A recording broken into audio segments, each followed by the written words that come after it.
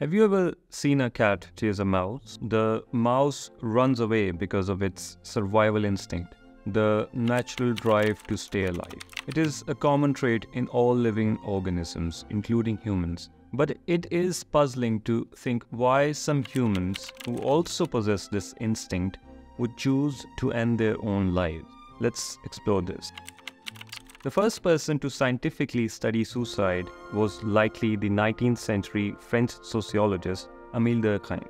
Before his research, suicide was seen as a personal decision made by individuals. Durkheim challenged this view.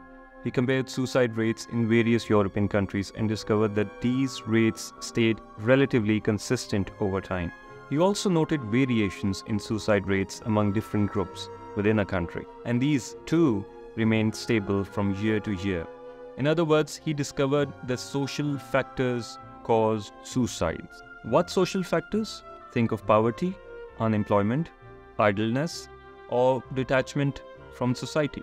But let's get specific. Durkheim also found that there are 4 types of suicides: egoistic, altruistic, anomic, and fatalistic. First, egoistic suicide results from extreme isolation from society. It may hit an individual extremely isolated from society, lacking social connections, and not following social norms. Second, altruistic suicide is the opposite: insufficient individualism. Think of terrorists or kamikaze pilots who sacrifice themselves for a cause. Third, anomic suicide occurs when people become detached from their usual behavioral norms. For instance, in Thirparker, Pakistan, the social scientists and intellectuals observed that the coal mining project brought sudden modernity, leading to higher suicide rates due to increased detachment from family and social bonds. Fourth,